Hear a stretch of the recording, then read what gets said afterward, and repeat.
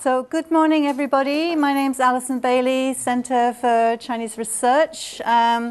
This is the, I'm not sure how many annual, fourth, fifth annual BC China Scholars Forum. We've done it at UBC, or I've done it at UBC 3 times. This is the 3rd time. And each year it seems to be getting bigger and therefore more expensive because we have to feed more people. But that's great, the bigger the better. In fact, we hope at the end of this, the BC China Scholars Forum, that we will have a discussion about setting up a BC China network, because there are so many of us. It would be great if we could have more, a more formal linkage. Today we have 2 panels in the Choi building, and then we move over to the Leo because space is limited. And then tomorrow all of the panels are here except for the keynote speech, which will be by Professor Jerome Silbergeld, and that'll be in the Museum of Anthropology Theatre at 7 p.m. It's theoretically free, though we'll find out. If MOA charges you admission, call me. And I hope that all of you will come. I think it'll be an extremely interesting talk. I would like to thank Anna for all her help. This could not have been done without her. It's been absolutely, we've had all kinds of headaches getting this together, but I hope that it will run smoothly. And I want to also thank, and not everybody's here yet, but I'd like to very much thank everybody who's presenting over the next 2 days. I'd also like to thank the Irving K. Barber Learning Center, because they're going to webcast this, which will be an exciting venture for us. For those of you who are posing questions in the audience, I don't think that you're going to be filmed. But if you really have an insistent point, come up here and stand and do this, and then you have to sign a permission form. Okay. Okay, so it is 1 minute to go. Please, everybody get yourselves tea, coffee, and food, and then I will just try and zoom through my my presentation. It doesn't work. It doesn't work. There's nothing there. Sorry. It's the most important one, and it doesn't work. Yeah, and I'm meant to be chairing this session, but I'm going to have to ask somebody to keep an eye on the time for me. Anna, just close me off at 20 minutes. I'll try not to talk too long. You can see all right? Okay. Okay, right. So I now change hats and become a presenter. And this is apologies because this is the second time ever I've done a PowerPoint. You can tell how old I am just from that admission. Of course, I've got far too much text, and the images are not as clear as they could be. And I had to get my husband to do it for me last night at 11:30. But anyway, other than no apologies accepted. No apologies. Okay, it's just pathetic. Okay, now this is not about Google and censorship. Okay, this has got nothing to do with that aspect of things. If you want to talk about that in the discussion, that's absolutely fine. What I'm talking about with Google is the wonders of it, the amazing things that Google can do. And what Google did for me was to find the Chinese family that I always knew existed in my family's background, but had been lost. Okay, let's see if I can. This is my cousin. This is Al Fei. We are cousins. We met for the first time in Philadelphia at the Association for Asian Studies just the other day. First lesson of PowerPoint, don't point at the screen. Okay. Point at that one. All right. The top dot. This is Al Fei. I think you know who I am. Okay. And all the credits and thanks that that this is for today is basically Al is my cousin, Jack Fay is my cousin, Gray Zhang is my cousin, Simon Faithful is a cousin, Janet Greenwell is a cousin, Bruce and Barbara Tunley. Bruce lives in New Zealand. Barbara, unfortunately, has deceased. Sue Taylor lives she's another cousin.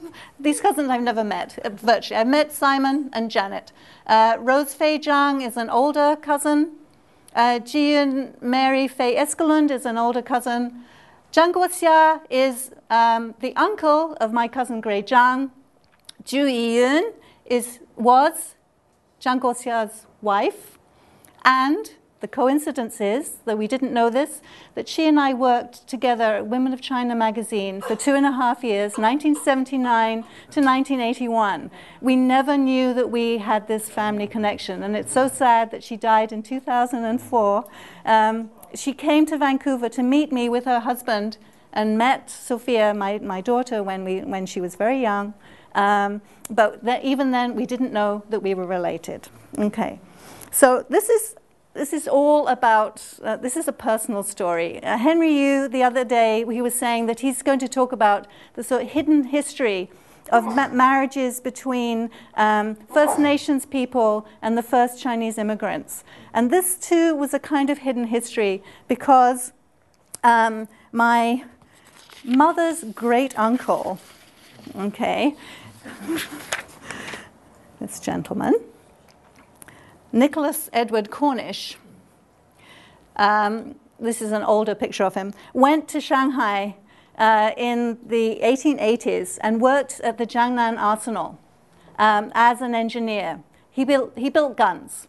And he was there for almost 30 years, 40 years. And when he was there, he married a Chinese woman whose name we only know as Ling Ling Tai, and had a daughter called Elizabeth. Chinese name is Caifeng, Kang Caifeng, Cornish. Okay. He then apparently had at least one other Chinese liaison, and the children of that liaison were known as Smith. And most of them live in either Australia or France. Okay, we don't know much about them.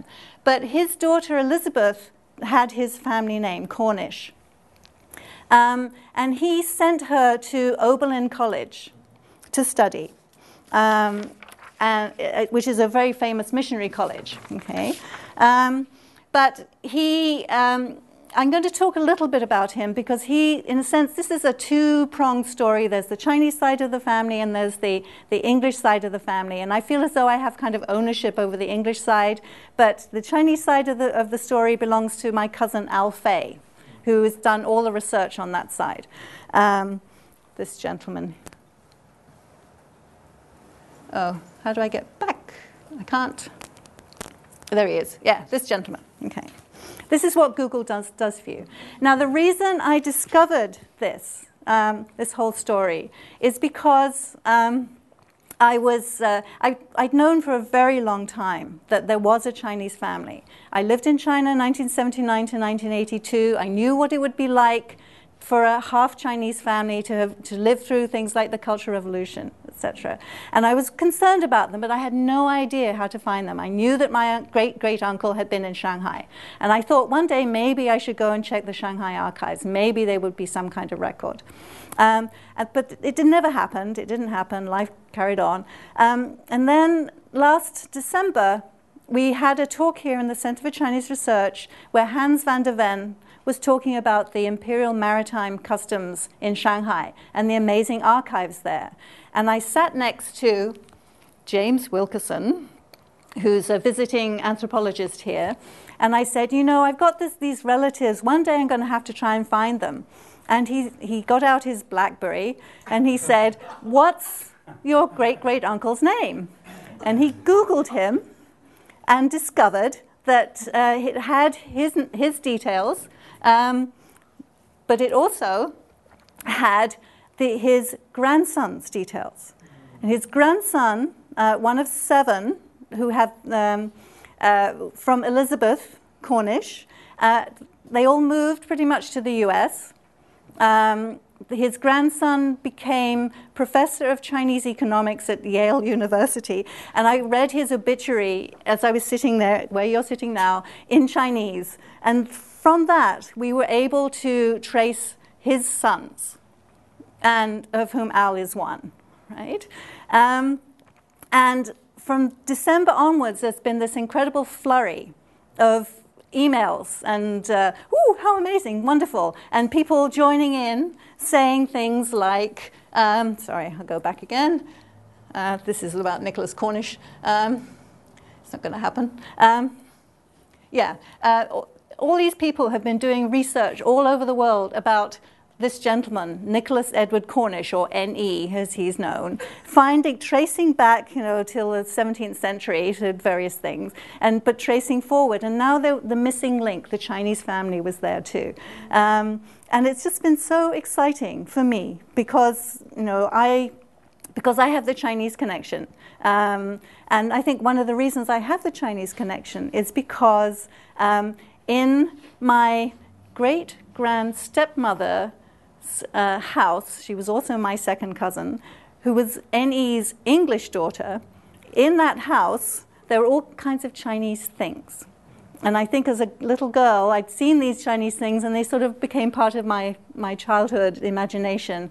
But also my grandmother told me things like, when you're older, you can, and she already knew I was studying Chinese, but I wasn't old enough apparently. She pointed to a desk and she said, there's a secret drawer in this desk. And in that secret drawer are Uncle N.E.'s, as he's known, diaries. And you can have them. And then, unfortunately, she died accidentally. The desk was sold and the diaries have disappeared. But apparently, Simon Faithful has some access to other diaries. So one of these days we'll get those and read what's going on. Okay, so I think I'm probably already taking up far too much time, but I'll just... 10 minutes. 10 minutes, okay, that's good. All right, so this is him in in the 1940s in Tenbury Wells in Worcestershire, which is where my mother's side of the family came from. This is a cartoon of him from the North China Herald in 1925. He's just leaving. He is really desperate to stay on in China and have a job, but there doesn't seem to be anything there for him. Okay. He's going for a Sunday walk on the Bund. Yes, he is. Yeah, I have Shanghai Cricket Club little.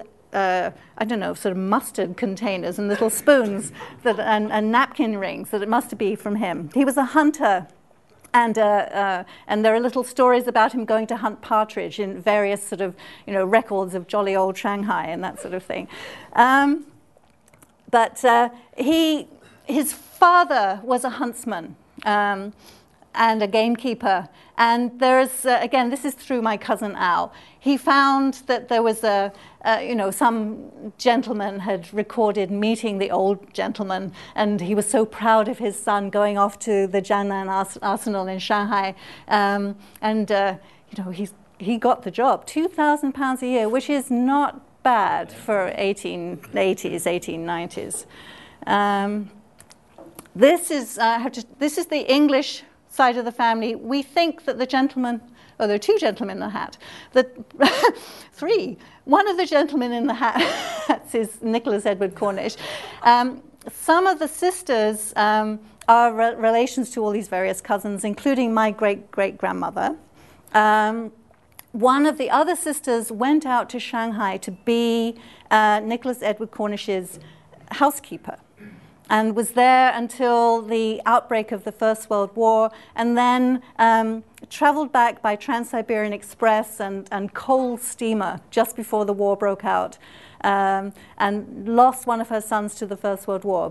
And another of the brothers settled first in Winnipeg and then in Vancouver. So that's the kind of the English side of the family, right? Then this is my cousin Al's research. He's a whiz with Google and the computer, and just some more details of N.E.'s career, right? right? Which I won't really go into detail, but he was obviously a good engineer, but all kind of self-made. You know, he came from a fairly ordinary family, a gameskeeper, huntsman, and he worked his way up.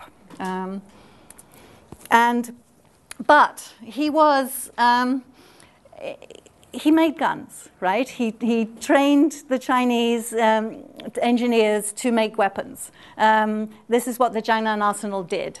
And he was given this insignia of the third grade second class of the Imperial Chinese Order of the Double Dragon in 1903 for his services to the empire, presumably crushing the Boxers. Right? But he had to get, these are the letters which you can't really read, and some of them are cut off. My husband yesterday was saying, this is awful, you can't see them, they're cut off. But anyway, that's proof that they exist.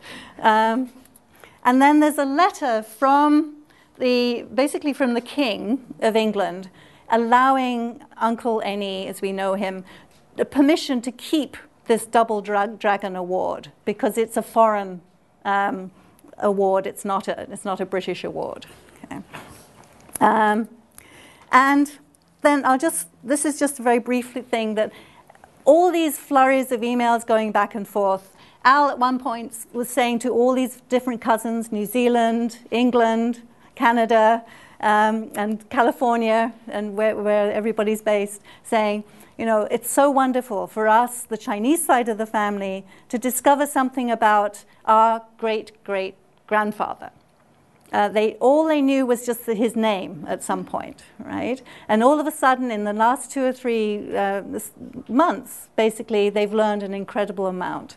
And it's both fitting and amusing to learn that his other family has had the same curiosity about us. So this is, you know, we the English side, are so pleased to finally to discover the Chinese side of the family. Okay, almost done. Just 2 more things. This one you can't see, but his daughter, Eni's daughter, Elizabeth Cornish, sailed on the Monteagle from Shanghai to Vancouver, and then debarked in Vancouver to travel to Chicago to study at Oberlin College. There is a little ship's manifest, but I can't get it up. In 1907. Now, she traveled with a woman called Mary Xiong. And for those of you who know about translation as David does, in translation in China, a gentleman called K.T. Xiong worked with John Fryer at the Jiangnan Arsenal and translated enormous amounts of technical material into Chinese. And Xiong was one of the first people Chinese to study in the US and go back to China. And Elizabeth Cornish Fay was good friends with Mary. They apparently grew up together because her mother died, and presumably her father. There may have been problems acknowledging a Chinese daughter, right? Anyway, she went to Oberlin, married a gentleman called Mr. Fay, this one at the top. This is Elizabeth Cornish Fay, and these are 6 of her children, though she had 7. And they all lived in Beijing in a 100-room mansion at Dengzhikou. And any of you who know Beijing know that Dengzhikou is right in the center. It is also where the Women of China magazine is based, where I worked. And I have pictures. It's a factory basically. But this one, Mary Ji-yun Eskelund, she went to married a Dane and went to Copenhagen and wrote various books, including this memoir. And I have this lovely memoir in English of their growing up in China, and memories of her grandfather, this sort of strange figure with this great beaked nose who would appear sometimes. Okay, this is, I know I have 1 more minute. This is the oldest. He's Al Fei's father. He was the one who went to his PhD in the US and became a professor of economics. He told his son Jack at some point, if you ever meet anybody called Cornish, punch him in the nose for me. Right? Whereas his mother, Elizabeth, always said, and it's a strange way she said it, Mr. Cornish was always very good to me, she said. He sent me to Oberlin. You know, I married this gentleman up here, and apparently lived happily ever after. She eventually moved to the US. In fact, all of them, they all got out of China, except one, Auntie Bessie, who ended up staying in China up until very recently. And she had a hard time.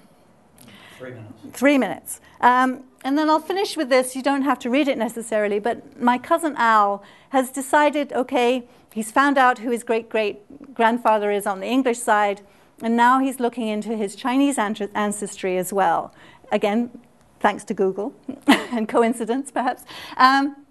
But he's discovered that his uncle was a very active Christian and helped protect a group of missionaries who were actually eventually massacred in Shanxi by the Boxers. And there is an account in this Two Heroes of Cathay in English of this gentleman's experiences trying to protect these missionaries.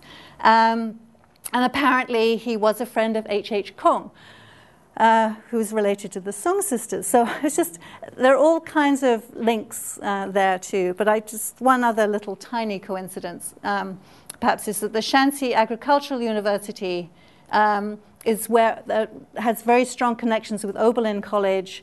But it is also actually where my very good friend and Tongxue from Beijing went to work after the Cultural Revolution. But she's not related, we decided. So really, I have no theoretical basis for this. I just have excitement and joy that I have this family, that we have these transnational links. You know, it's absolutely wonderful. And I just feel that we're all related. I mean, it's one of those naive things to say, but it's just, I'm just very, very happy.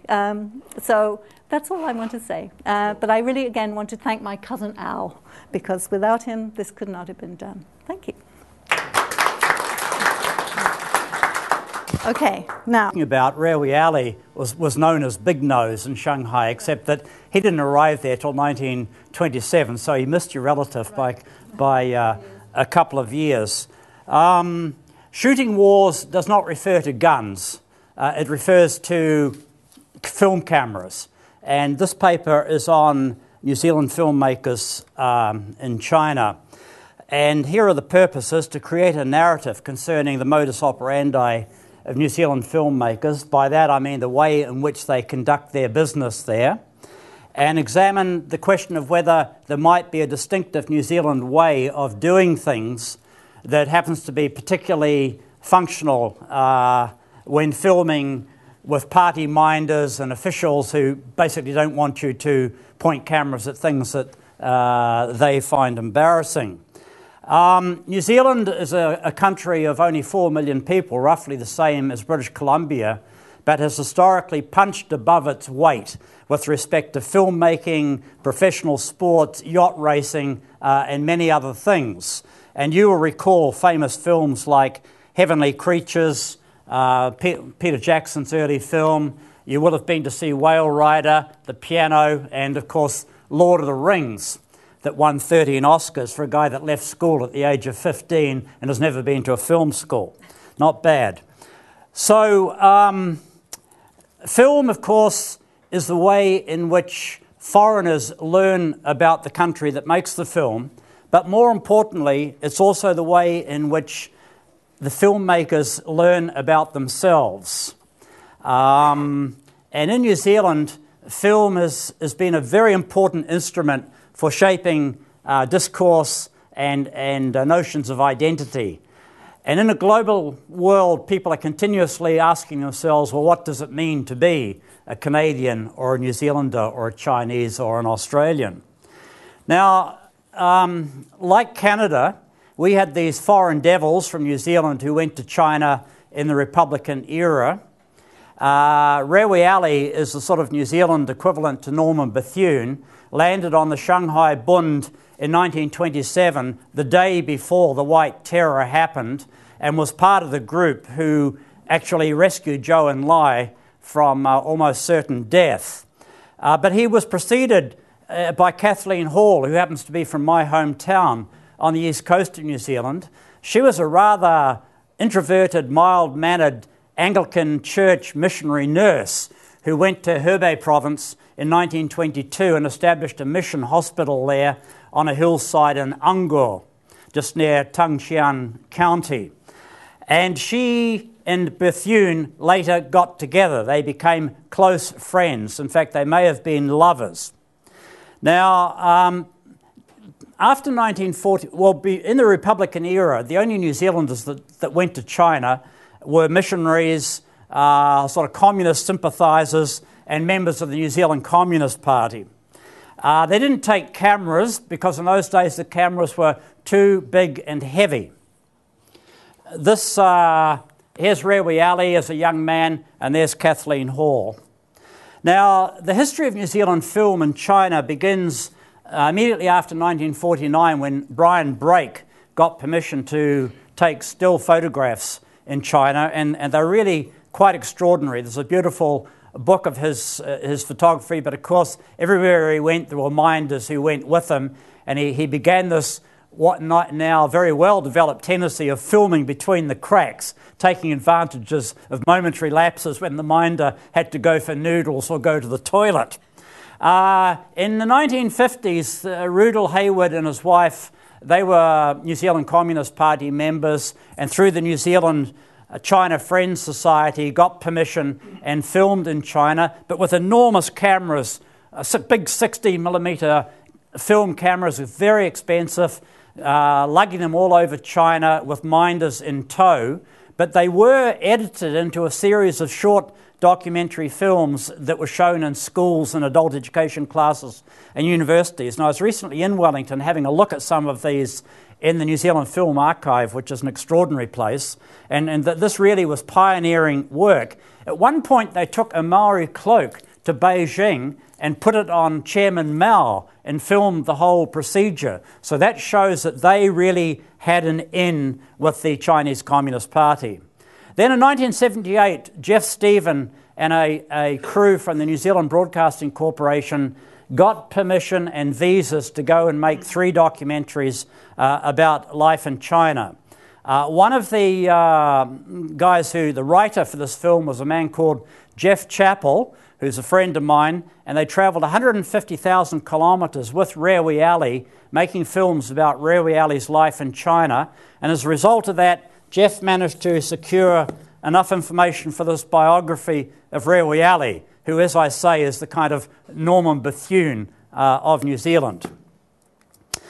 They landed there at a very prestigious... Jeff claims that this was the first foreign film crew to land there after reform and opening.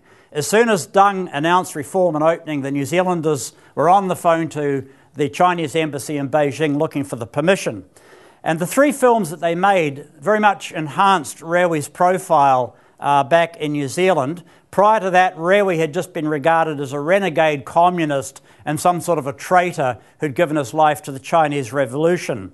As I say, it positioned Jeff to write this biography. And Leon Nabi, who is still probably New Zealand's most distinguished director of photography, developed his interest in Asia, and after returning from this shoot, made a very beautiful film called Illustrious Energy about Chinese gold miners in New Zealand in the 1860s and the racism that they suffered.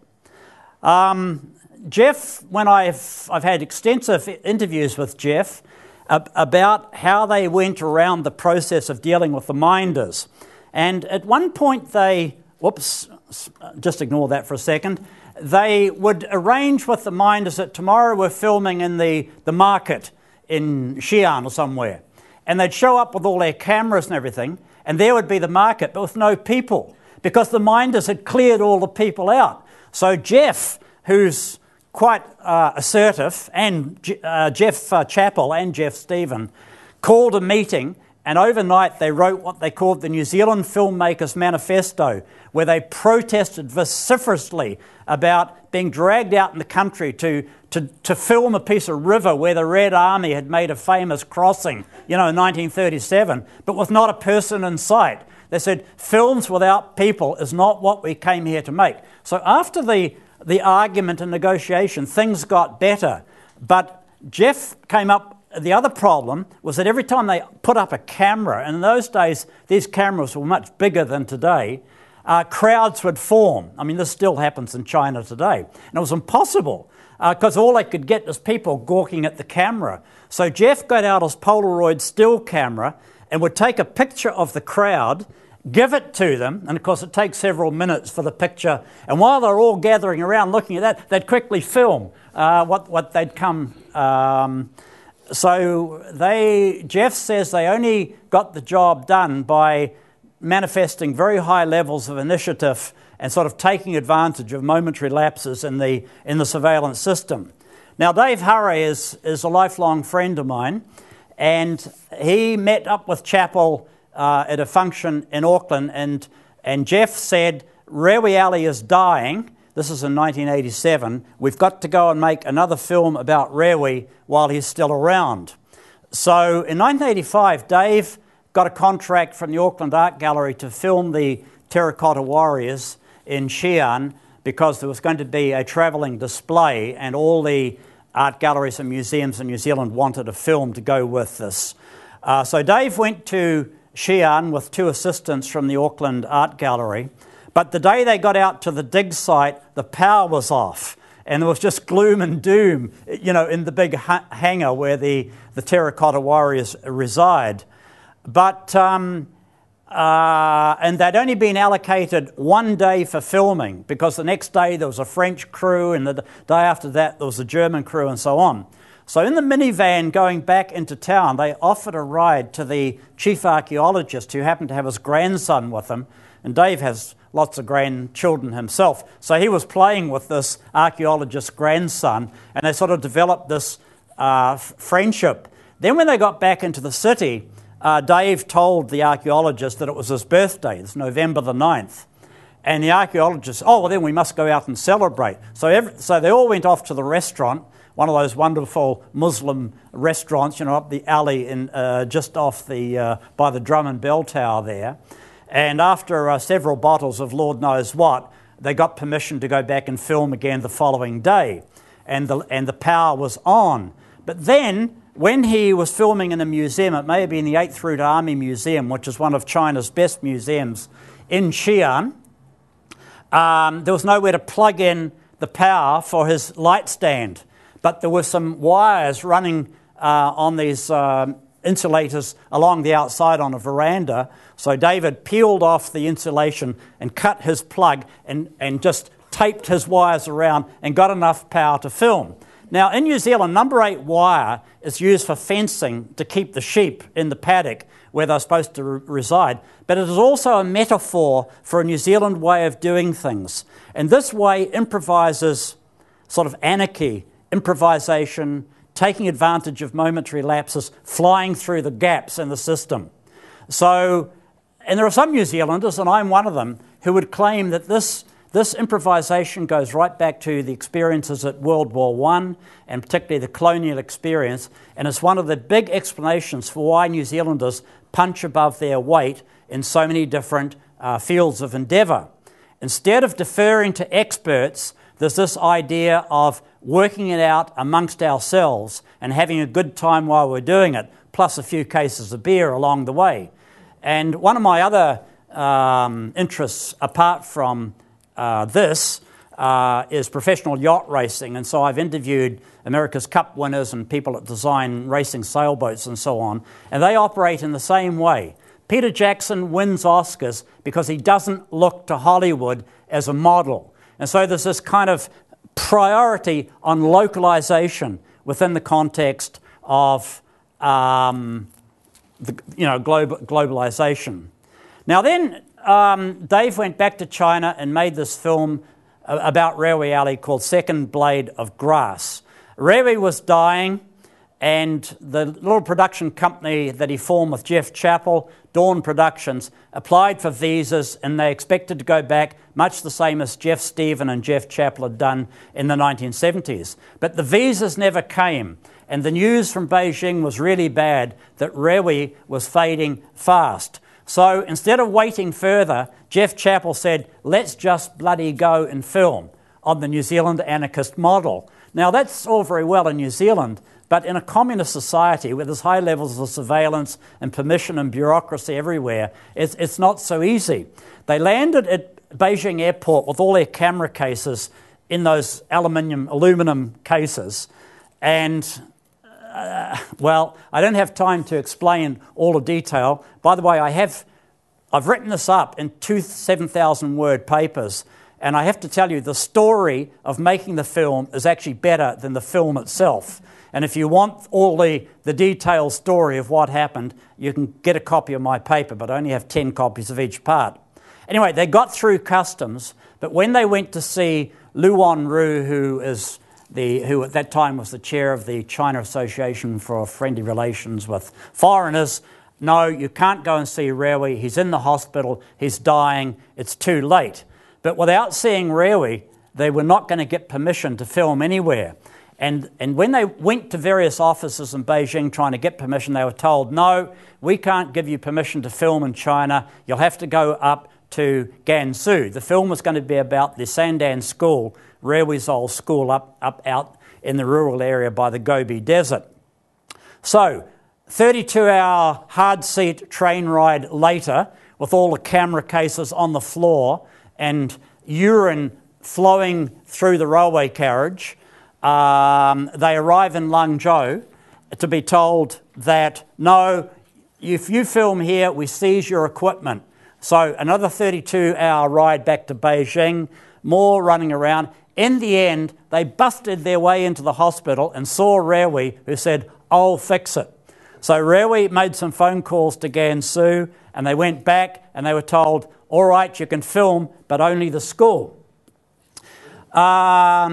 They were told they were not to go outside the compound. They were only to film the glorious reconstruction of Rewi School, which was going to be made into an oil training, sort of a technical college. Anyway, they found a hatch in the roof and got up early the next morning and were filming up there at dawn when the minders discovered them, and they were nearly thrown out at that point. Then they got bicycles and rode with their camera cases on the back into the countryside, away from the minders, and started filming in villages near Sandan. And then the party official comes up and says, where's your papers, where's your permission? Oh, comrade, would you like to be in our film? So they get the camera, okay, walk there. No, we need another take. But in the meantime, Jeff is calling to Rewa Harry, the cameraman, Mag-E, which means magazine empty. No film in the camera.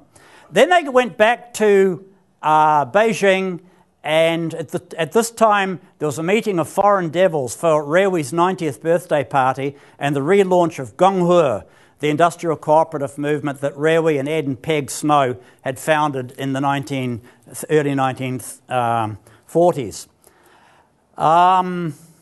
Right, we're running out of time. After Second Blade, Dave returned to New Zealand and got an urgent call from Ted Hall in China. You know that he was Bethune's biographer with Sidney Gordon, Toronto communist, and scriptwriter for the Donald Sutherland epic joint co-production Bethune, which is stalled because it's a complete shambles and the Chinese and Canadians cannot work together. So Dave has a letter, Dave Hurray, my friend, has a letter from Ted Allen saying they can't handle the hand. Will you come back and co-direct and be camera operator on Bethune? This is a big Hollywood production.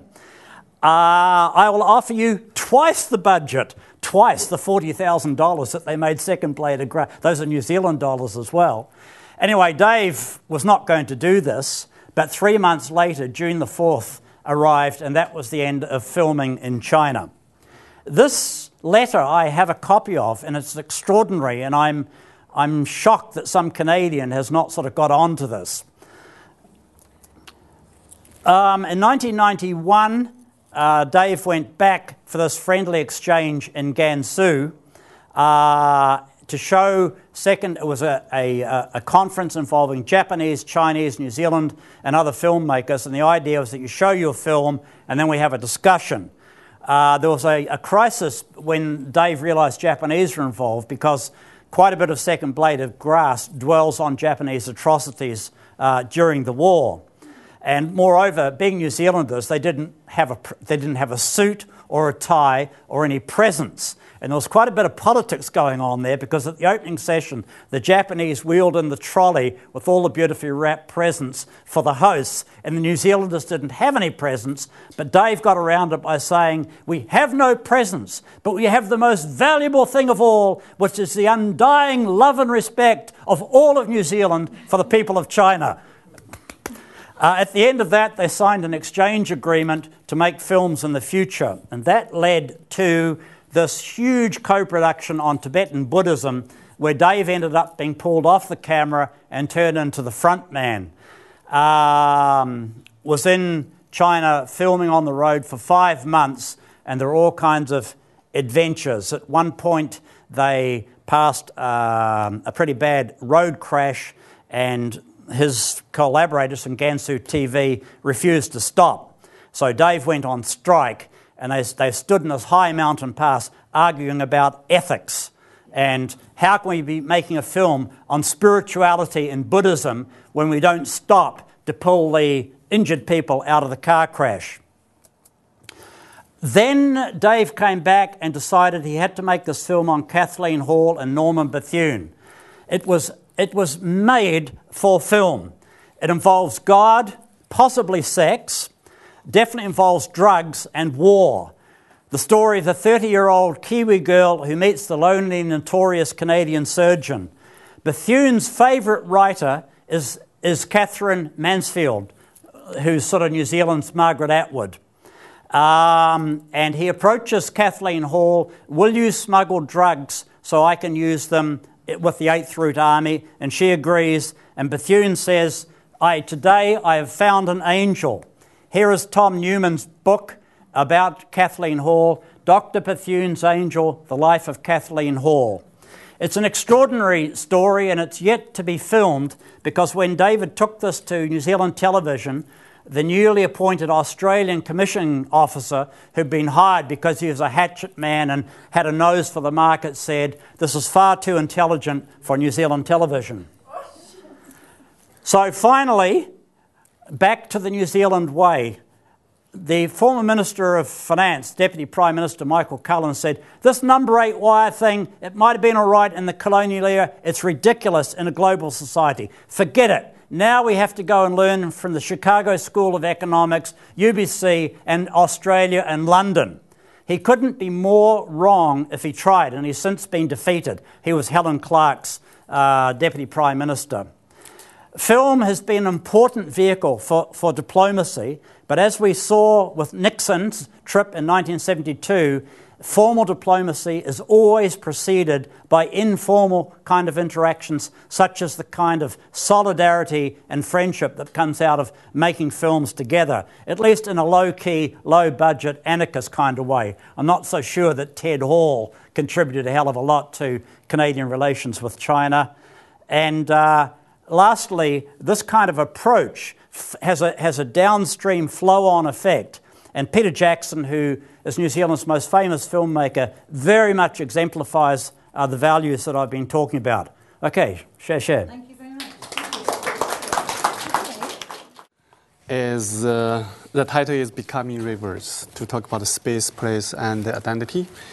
So as an artist, again, my works focus on the dynamics of globalization and on identity shifts for individuals and the local cultures.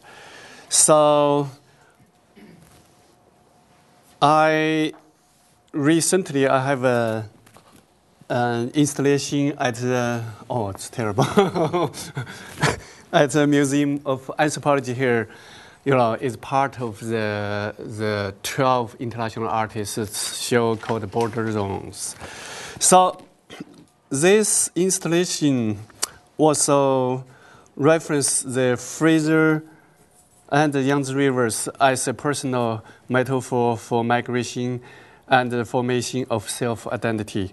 So, especially to carry out my own experience as a migrant to Canada from China, the work also builds on my current research with individuals living and working on the river's banks. So my considers the history of each river as a route for colonization, migration, and movements towards global uncertainties. So this installation will be included 11 photographs, a big painting, which is a map of those two rivers, and also over 150 small white boats flow from outside to inside the museum space. But here, to talk about becoming rivers, I try to raise a question: how can different cultures intertwine through personal journeys and move together into a new space? So to look through where the river comes, so I'm going back to show you some of my old works in the past to talk about how the river come from China and finally landed here at the Fraser Valley. So this was the image where I came from, which is the city called Chongqing. It comes with 32 million people and also by the Yangtze River. And my time, I grew up during the Cultural Revolution. This was a propaganda painting made by a group of artists to show in Mao interview 8 million Red Guards on Tiananmen Square. That was the turmoil in China. So I was one of 70 million of youths were sent to the countryside from the urban center. So I was in the countryside for 4 years. That was my first migration. Now we think about from the city to the countryside, especially to the rural area. There was no highway, no radio, no power. Everything we had to make by ourselves.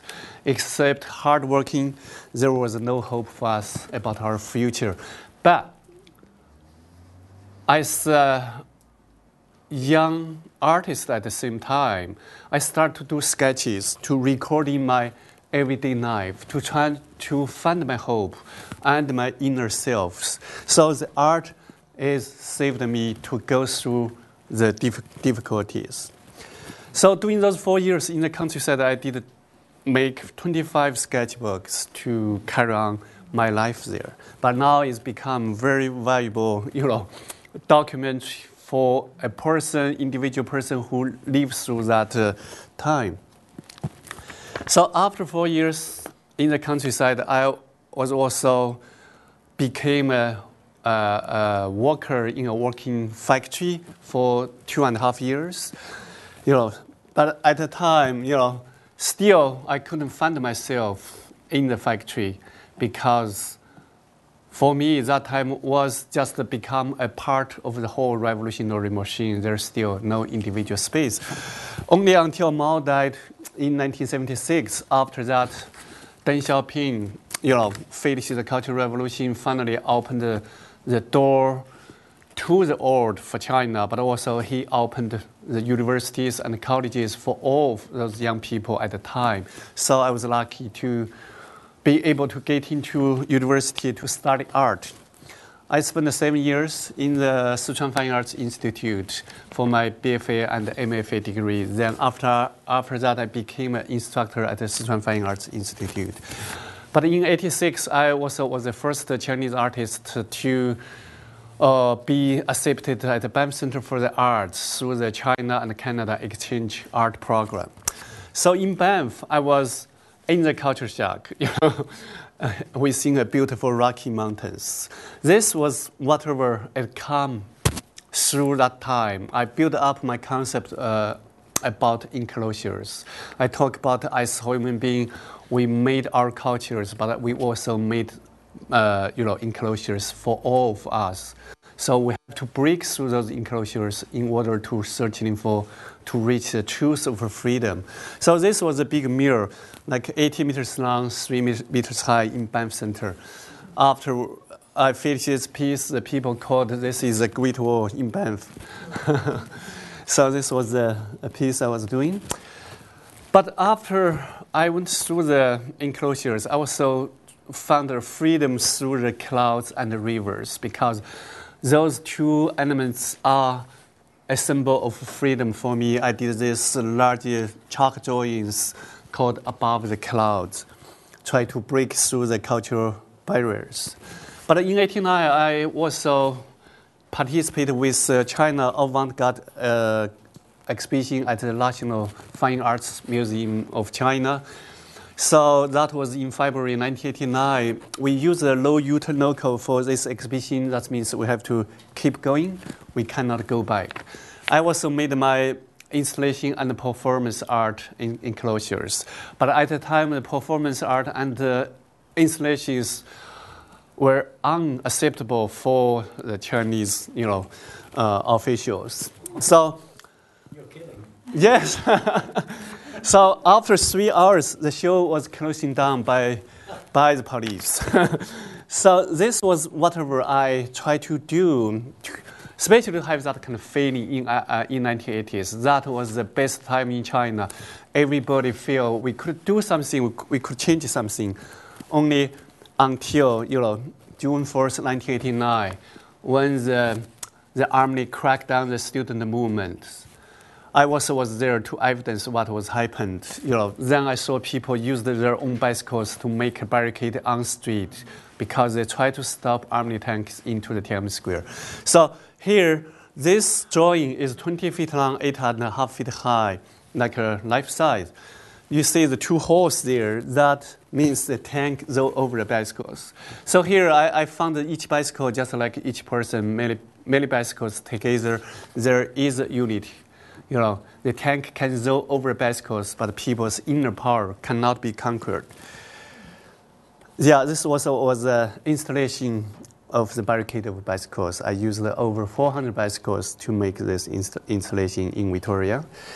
But to come to Canada, to searching for freedom, but also another turmoil. For me, my dream about another culture was also crushed. I finally became a busboy at the UBC cafeteria, to clean up tables, pick up garbages. So, but that also was a time for me to re-recognize myself, to stand up from the bottom of the society, to change myself. So the cafeteria environment become meaningful to me. Those garbage, is not a simple garbage anymore. So every day, when I threw the garbage bag away, I feel I clean up my inner self. I become a better person. So I also made the crushed cans installations. I talk about my dream about another culture was crushed like a Canadian beer can. But to talk about my inspiration about the uniqueness, through those crushed cans, because you can never find the 2 crushed cans is the same shape. That's totally important. So when I saw students crush their cans, I found my inspiration. I was under crushing in between 2 cultures, but towards to a new life. So that's why I made a series of those crushed cans images. This is Pepsi, Coca-Cola, and also I made this big collective paintings, like 25 feet long, 7 feet high, to talk about our changes in the culture, in cultural shock. So this was an installation called Here, There, Everywhere at the Vancouver Art Gallery in 1995. So after a few years, we living here, then we found no matter where we are, we have to make it as our home. So the tent is a symbolic of leisure time in BC. Everyone loves to go for camping, but we don't have time at the time. We have to work. So on the wall are British Columbia landscapes and our everyday objects and our friends' poetry to carry on each stories. So the back wall is a painting, a drawing I have done is my daughter who stands on the Rocky Mountains, where we first landed here in Canada. Because she's in French immersion program, we also send her to Chinese Mandarin school on Saturday. She's trilingual. She's really fit into this land. She's a symbol of our family, be Canadian. But also, I made this installation called the Smile. I talk about, at the beginning, we don't speak a language. We can only use smile to make communications. But until we finally could understand the language, could speak the language, a real smile appearing on our face. So this was to talk about the real river path. So this is salmon fish. I had inspiration from watching salmon fish returning to their small streams to give birth to next generation and ready to die. So as an immigrant here, I try to look into my life cycle in cultural way. So I did cast 150 salmon fish hanging through the garbage space, and also used 150 white socks to put on the floor to make a river path to follow the salmon direction. I talk about I finally became a salmon. So this was showing in different places. It was including Chinese art collections from the museums, and also current objects through the Cultural Revolution. And especially here, I talk about as a salmon fish breaks through the red wall into a new space. Where I talk about if I want to know a culture, I have to jump into the water, take a long distance swimming in order to understand the others. So this also was an installation I did in Montreal in 2001 called I Am Who I Am, because the Montreal Photo Biennial invite me to create an installation in Chinatown to talk about the Chinese community, their stories. So I finally made this installation on St. Laurent Street between those two Chinese gates. I made 25 large photographs, as a banner to hanging across the streets as a celebrate form.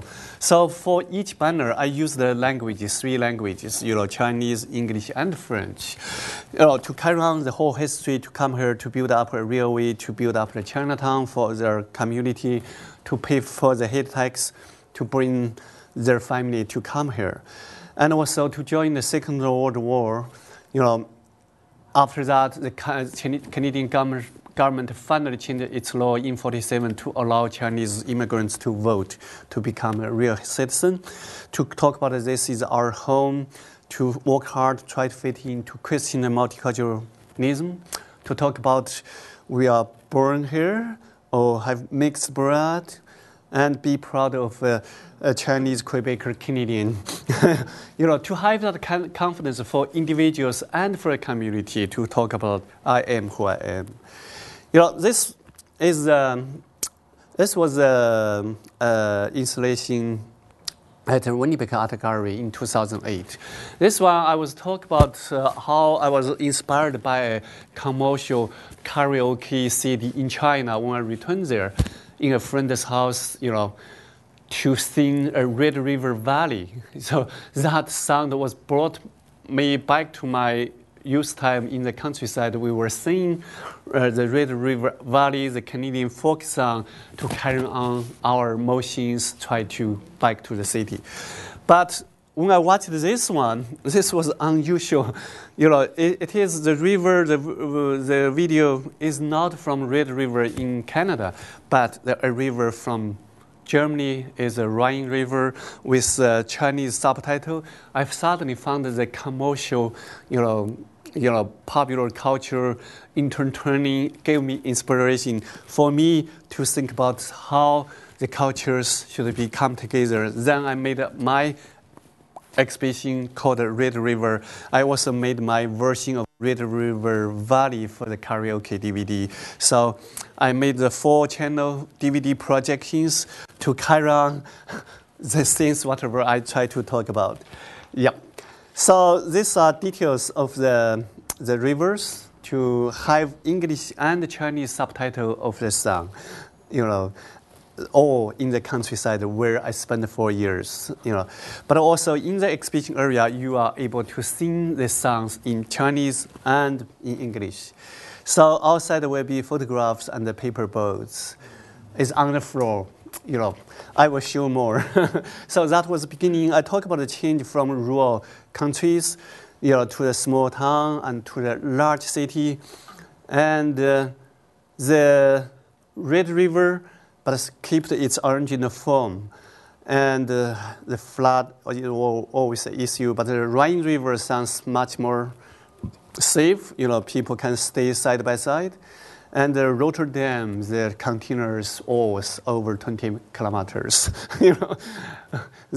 So here I also made a map to put those three rivers together virtually. On top is the Rhine River flow into the North Sea. And the middle is the Red River, then bottom is the Yangtze River flow into the Pacific Ocean. So this show was showing in China in 2008 at the Beijing Center for the Contemporary Arts. So, but it is changed. It started to change within the space. The boats start to flow. Yeah, I have to go very quickly. So this one, so how you see the one at the Museum of Anthropologists, how it comes to here at the Fraser River. So this was a show there start from January 23rd. It will be run until September.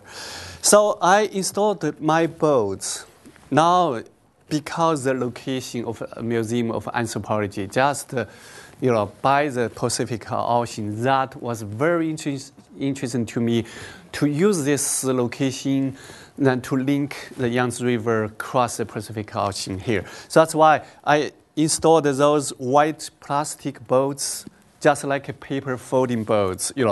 I say children, we always try to fold the paper boats and float them down to the stream. We believe that they carry out our hopes for the future, especially for going out of the world. So that kind of personal dreams, those over 1,500 boats, is carry on individual streams, travel through different places, finally make its home.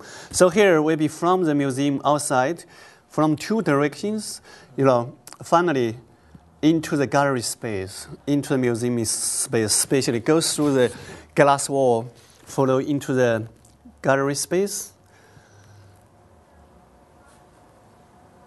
Yep. So you will see there are over 11 photographs I have taken from the Fraser River and the Yangtze Rivers. Yeah, I have to be quick. Yeah, but here for me, those boats carry on that kind of, as the river is a force of changes. That whatever I talk about, how could I become a river? If I see the river, the Yangtze River and the Fraser River could link to each other, but as an individual, we have to be part of that movement. So that's why I talk about becoming rivers. In Chinese, we always say 水到渠成. But to make the water become a river, this is whatever as an individual we should do.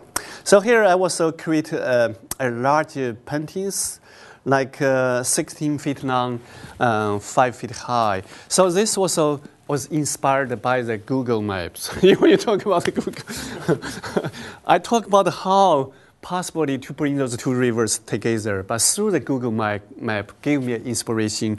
So those rivers, those two rivers, is actually from many small rivers to come together to go through the Pacific Ocean, finally linked together. So here, in the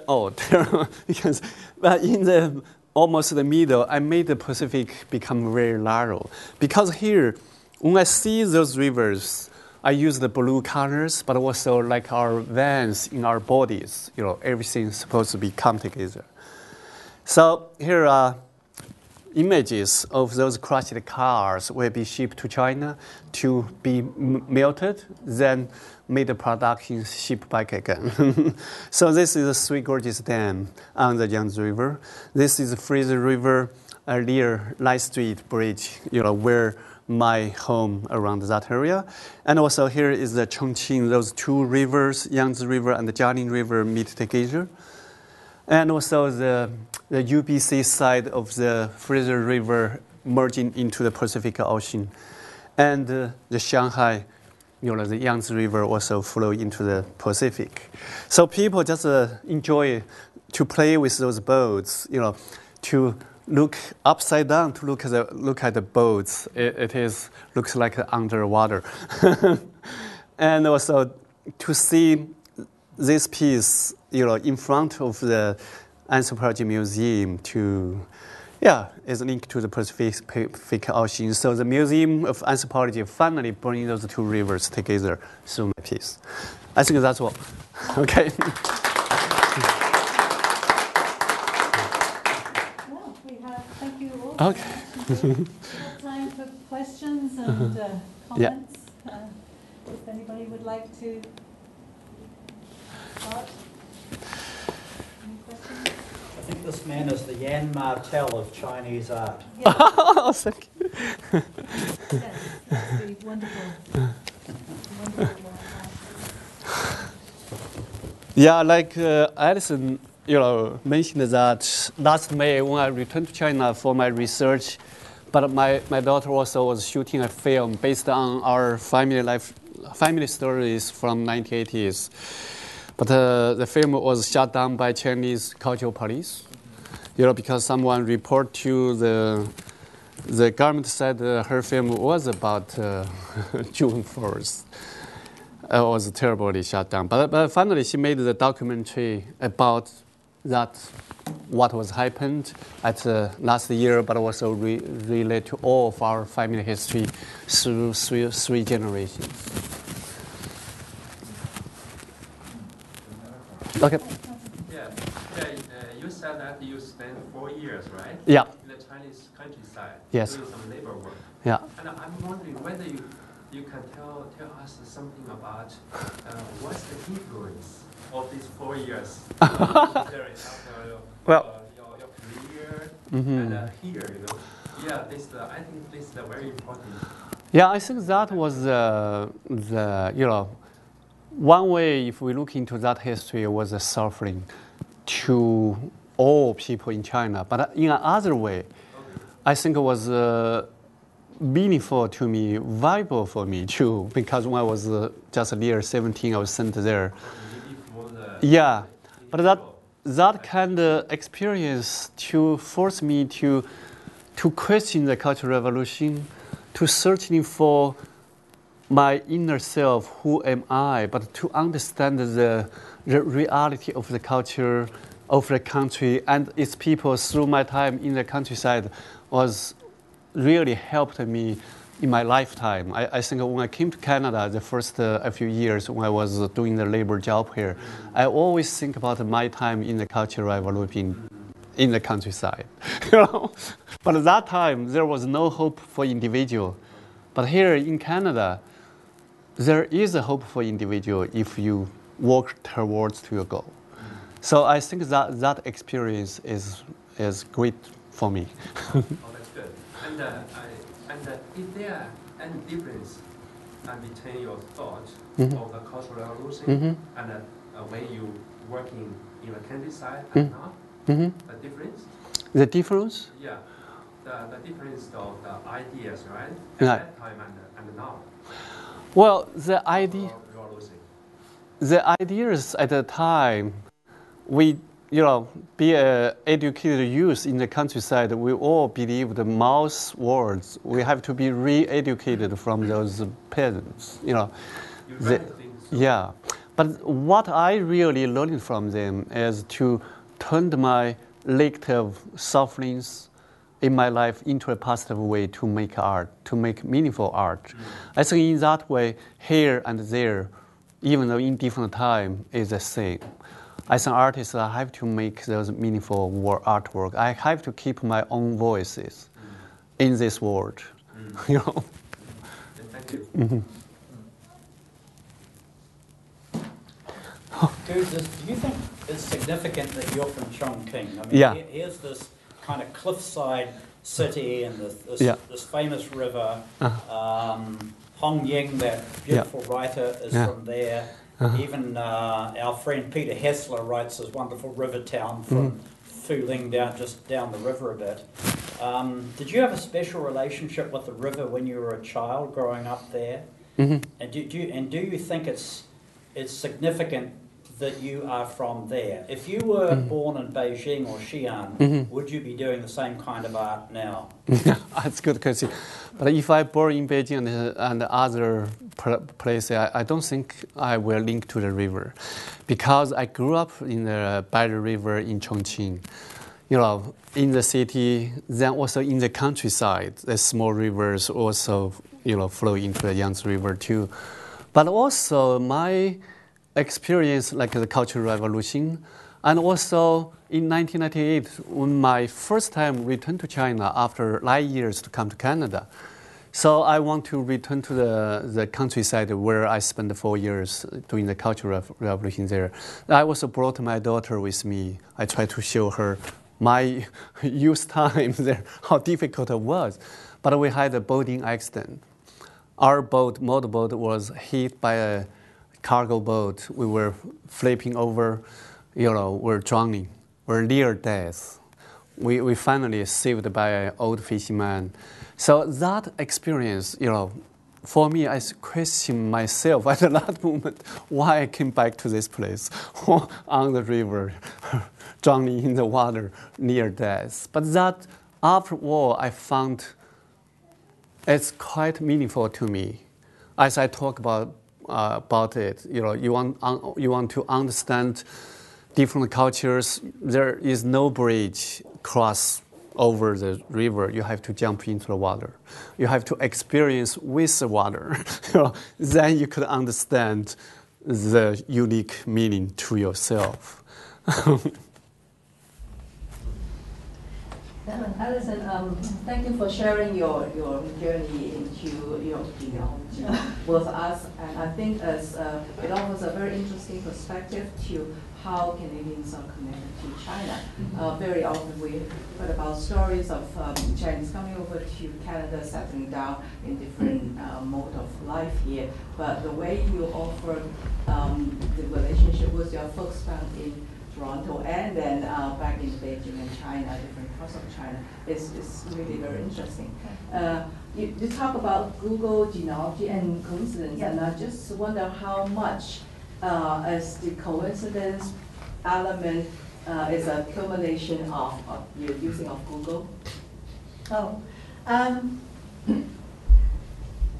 Well, or maybe the other way around. I think it was just this concatenation of things all coming together, which may have been to a certain extent inspired by the fact that we can use Google. Like, to find this family before might not have been possible to the same extent. So that is perhaps not coincidence so much as technology and the magic, the wonder of technology for me. But at the same time, my Tongxue Wu Hua, when we were in Toronto, I phoned her and talked to her about this, and she said, "This is Ming. This is fate. This is a red thread. You know, there's something else happening here. That it's not all these connections, you know, coming together in some way." And you know, there's that old saying in Chinese of "bu qiao bu cheng shu," that without coincidence there's no story. So which I see a lot in the Ming fiction that I study. And I just think that it's synchronicity, whatever you want to call it. You know, Xiong is coming in here too. It's all coming together in a river. It's flowing. Definitely. So yes, 6 degrees of separation. You know, whatever you want to call it, it's there. Yes. Sorry. Just following on that, I think the 3 presentations, the visual and the stories that behind them, but if I understood that one of the paintings that you have of this little skinny Pacific Ocean with big rivers coming through, Google, I mean, Google could be a like a map of a body. Yeah. You know, if you're just thinking about, you know, the blood links and whatever. And it really is, I've had a similar experience of finding somebody 25 years dead on Google. But our whole worldview is changing so much. And what you were asking, or what you brought up in terms of Canada-China understanding, from the Canadian side, it's tended to be, oh, all the immigrants coming here. And now it's not even bilateral, but there is this, truly this global sense. Yeah, it's much more three-dimensional. Yeah, and it's not just the other. So all three, and what you're saying about reality and the filmmaking, which I think has been part of it over the years too. Films always are showing, you know, showing the others. But no, it's a comment, just seeing the coming together of what y'all are talking about in terms of identity. And I mean, in that regard, we're all having identity crisis, and we're constantly changing in a way that we never thought about it before. I'd like to get rid of the word crisis. I think that it has to be something, it can be something wonderful too. Transformation. Transformation. It's exciting. I mean, of course, there's terrible hardship and suffering and pain and all those, you know, that we've heard through Xiong's stories, and you know, we've all, in our ways, had to adjust to new worlds and new places. Well, I'm force an of immigrant change, here too. which is But what Xiong said. Yeah. Fortuitous change. Well, he said, oh, well, fortuitous. Yes. Yeah. Any other? We still have 10, 15 minutes to ask questions and comments. The only other thing, Go. I just want to say is the Museum of Anthropology is right across the street. Yeah. And even if you don't want to pay to go in, you can see all the boats in the back. Right? And you can see where they go in. And you should just, during lunch, go over and take a look. Thank you. Paul. Yeah, if nobody else is going to jump in, all right. I'm fascinated with your frequent references to freedom, and it just happens to coincide with a third-year student of mine from Shanghai who's writing a paper on freedom from the, I guess, the European perspective, 17th, 18th century, as ideas of freedom were being shaped in that culture. He sees them as really quite different from what he's experienced in reading through the history of Taoist groups all the way up to the present day, and he's wrestling with this notion of what freedom means to him. And I see in your artwork a tension, which I assume is probably fully conscious to yourself, and that's, I see these little boats individually running down the river, and you see the river as a force unto itself. And there seems to be this tension, and then the Xian Ba Gua, which you have in one of the installations. You know, there's this resonance that the individual has with Tian, and the individual is a conduit through which Tian flows, right? And to me, so I'm curious how you see yourself negotiating these two visions of, or maybe not two, how you negotiate the notion of freedom across between cultures. The individual boat is an individual boat, and yet the boat, as you say, becoming river, becomes river. And so what's freedom in all that? What is freedom to you? Just a small question. Yeah, I think what I mean about freedom is a big question for my generation. You know, we went through the Cultural Revolution. We went through the 1980s for the reform time. Was the best time in China, but also to come to Canada, you know, to experience freedom. So like I talk about, when we were in China, we were isolated, especially from outside, from the society, from the government, pressures. As an individual, we feel is isolated. We have low individual space. We try to break through those enclosures. But to come to Canada, suddenly I am in a freedom country, you know. But then you don't know what is freedom means to you, you know. So after all struggling, sufferings, I finally understood freedom is not something someone can give it to you. You have to experience it. You have to go through it from your difficulty. Then you could understand the meaning of freedom. Because the freedom is, for me, is something you really want to get. But to get that, it doesn't mean you can do anything, but you have to do meaningful things. How those things you do will be benefit to yourself, but also to the society, to others. You know, that kind of responsibility of freedom, I think I have learned from both cultures, you know. Especially, I talk about the freedom has to come from inside of yourself. That's the truth of the freedom.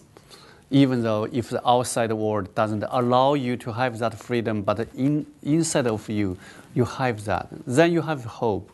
You have some things to keep doing on, you know. Hopefully one day you can change it.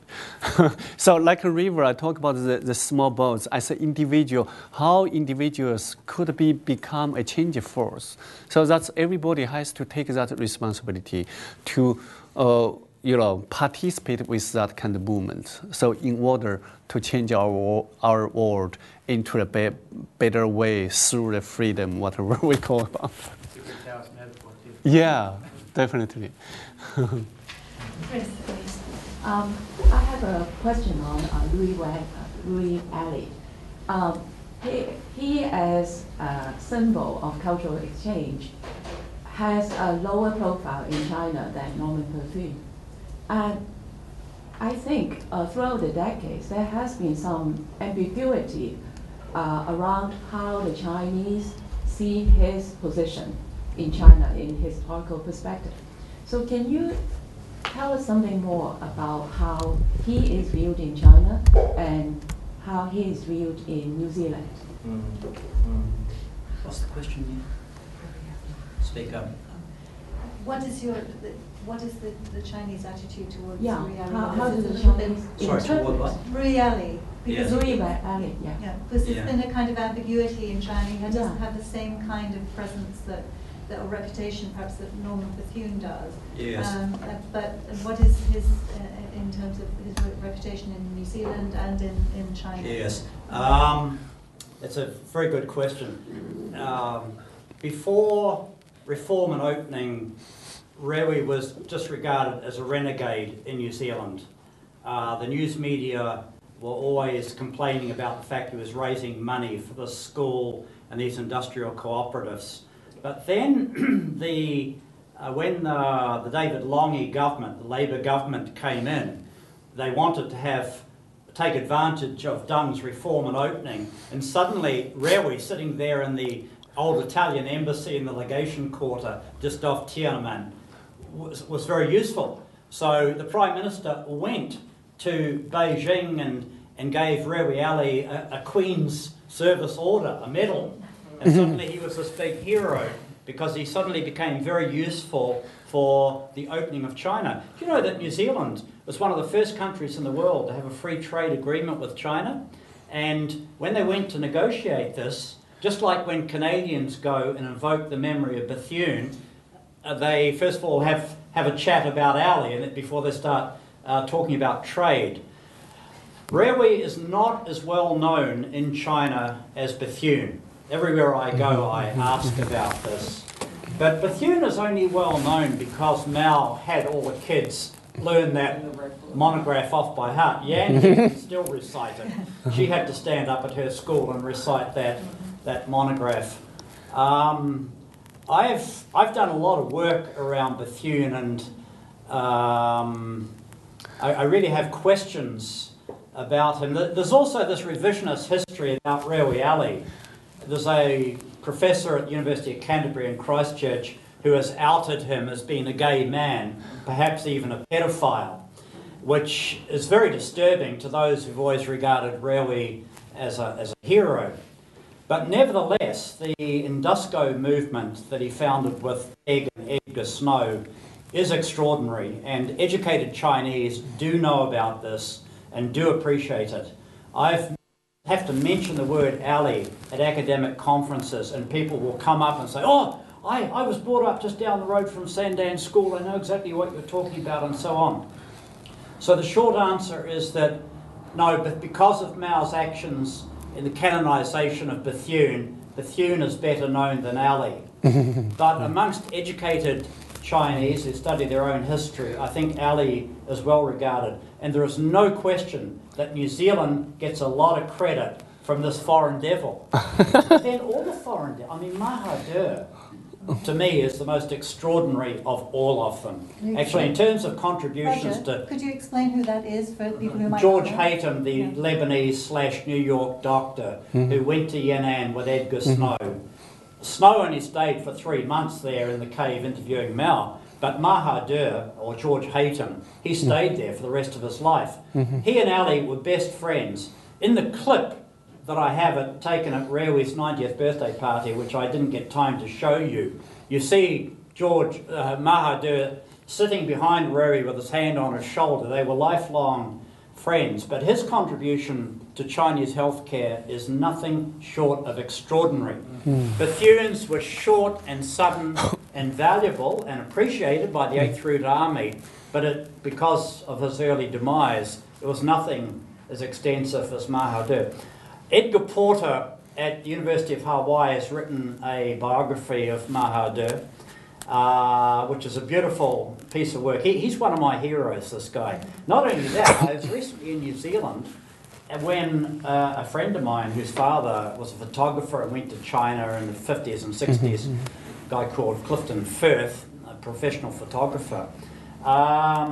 He was a friend of Mahathir, and Paul says, oh, you might like this. And he gives me this transcript of a speech that was given at Auckland University in the 1970s by Mahathir. And he starts off saying, oh, hello, I'm pleased to be here. I'm Mahathir. I come from that land of China, you know, where the communists eat babies for breakfast. So he's parroting this old nationalist propaganda. But in this jokey kind of self-mocking way, Mahathir was a multi-dimensional man. But because of his modesty, you know, when Snow wrote Red Star, he didn't even mention that Mahathir was with him. Now, he says that's because the party and Mahathir himself said don't mention. He didn't want his parents to know where he was. But even so, in later revisions of Red Star, Snow still didn't give Mahathir the credit that he deserves. But the whole question of foreign devils in China, if I was a PhD student looking for a thesis, this would be it. Okay, thank you. Oh, Donna, yes. Well, I have a question to Xiong. I think we are from the same generation, same group in mainland China. We have been, youth growing with the red flag and going through the Cultural Revolution. Then we sent to the countryside, re-educated. Then we fought for our freedom and our pursuit of our academic goals or whatever goals to North America. I have been reading a lot of articles on the intellectual youth. Before we were sent to the countryside, we actually were part of the Cultural Revolution, referred to as Red Guards. So we usually think we are victims of the Cultural Revolution, of all that communist dictatorship. But in other ways, people think we were also the assistants of the government, the Red Guards ourselves. So there are people who claim no rest for our youth, 青春无悔, because we have been through so much. But there were people, especially Western scholars or the younger generation, they thought we should regret, or Red Guards should take some responsibilities of their action during the Cultural Revolution when they attacked scholars, torn down ancient temples and things and destroy the whole culture. I would like to ask you, what do you think when you look back at your youth? Since all the boats were so peacefully flowing through the river into the ocean, have you ever seen the boats also have to go through turmoils and all kinds of sinking, or like you say, you almost died in the river in that old place. I also had a, close to death experience in the Colorado River in Grand Canyon. Well, this is metaphoric or real life. I just want to hear. This may have nothing to do with your present today, but it's our experience, our history, and how we become who we are now. So what do you think about your experience before the countryside and during the Cultural Revolution? Do you have any regrets? Well, for me, I probably is different. I agree with you. We have to relook at what we have done, especially through the Cultural Revolution, through the beginning of the Cultural Revolution from 66 to 68, especially those 2 or 3 years. But that was, the young people were totally cheated by Mao and his forces to use the youth to destroy a society, to help Mao to return to power. But in the, at the beginning of 1869, when Mao said all of you guys should go to the countryside to have re-educated from those peasants, because he found those youth were useless, right? But through that time of period, I totally agree, as ourselves, we have to criticize ourselves what we have done, what we have damaged the country, what we have helped Mao to do his terrible things to damage the whole nation. We are part of that, problems. We cannot escape from that. But for myself, I'm different. My family was called the black families because my father was called a right wing. In 1957, after he stood up to talk about his idea for China, they sent him to a labor camp for over 30 years. So our family were called the black family. We were called the black children. We totally lose any rights in the society before the Cultural Revolution and also during the Cultural Revolution. So that's why I talk about in the countryside, for me, is hopeless. No matter how good I do there, is totally meaningless. They never pick me up, because if I see my father's documentary, they totally reject me. I had 5 times be rejected by the school, by factories, by armies. That was painful situations. So whatever I have learned there, I also always remember my mother's words. She said, never give up your hope, even though there is a tiny bit. Time will change everything. But at the time, I couldn't understand what that means. Time will change everything. I was under suffering. Right?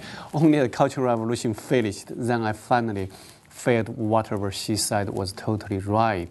So that kind of situation, as I also talk about myself, to searching for inner self, you have to know who you are. Otherwise, you just be part of the whole, the political movement. You are a force of that. You do good, but also you do bad things. You have no idea, know your own thoughts, then you just be used by someone else. I found that lessons we have learned from a Cultural Revolution is totally important. So that's why when I come here, I found to keep individual voice, to keep your own thoughts. This is the most important things, like the freedom provide us to keep that. But if you think about the recent China, become so powerful because the economy, because the money, but at the same time, people cannot have their own voices, cannot have their own thoughts there. it become a part of the whole money machine. Again, instead of the revolutionary machine. Yeah. I hate to do this to you. I think we have to break here just because we have to start again at 10:45, and there's all this food out there. You have to eat it and drink it, and you can talk at the same time, and then we reconvene at 10:45 to carry on. I'd like to thank my fellow panelists for a really, really interesting panel. Thank you very much.